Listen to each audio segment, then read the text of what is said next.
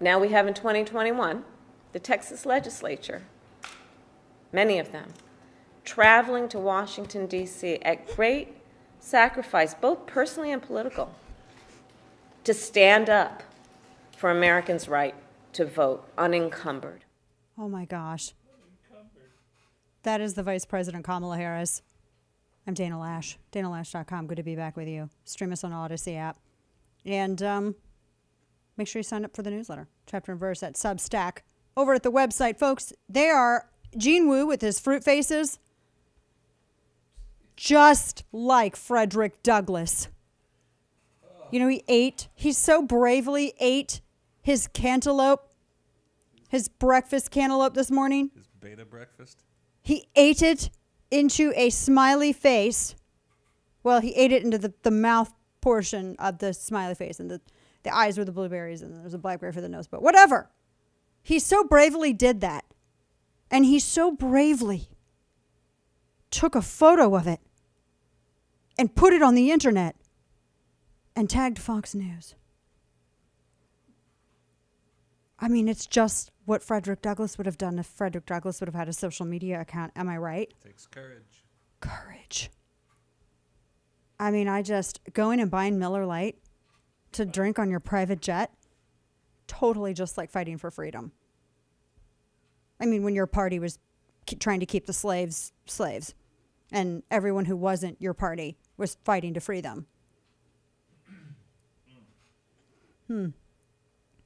So I'm just, oof, I tell you what, just like this, that's a very huge diminishment of history and the actual sacrifices of people. Like the amazing historical actual sacrifices of people.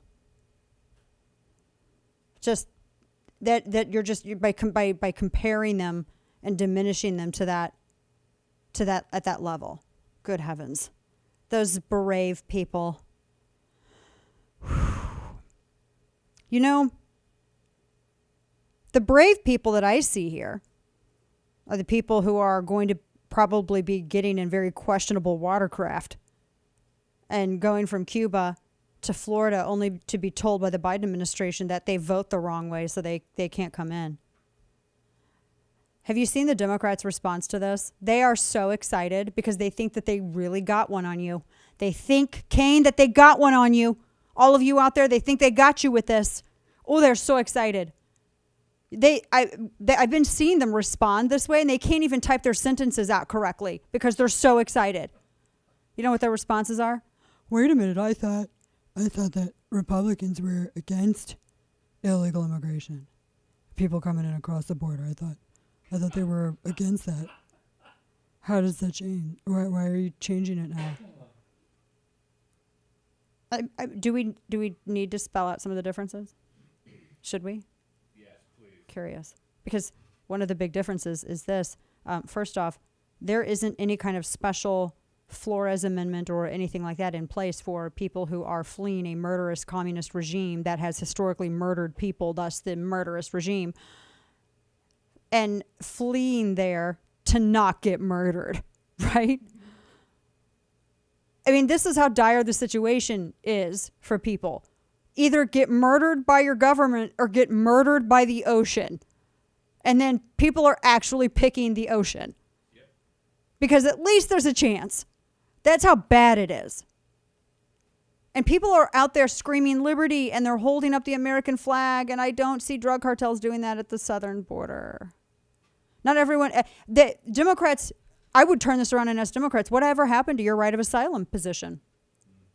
Give us your tired, your poor, your huddled masses yearning to be free.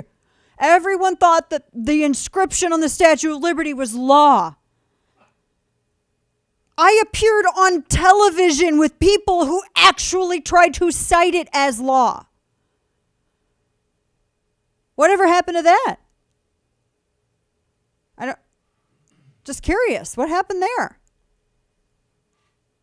I would much rather have someone who is screaming for freedom and trying not to get murdered by the communist regime in Cuba in the country than like the guy that got deported 3 times who killed Jamil Shaw Jr.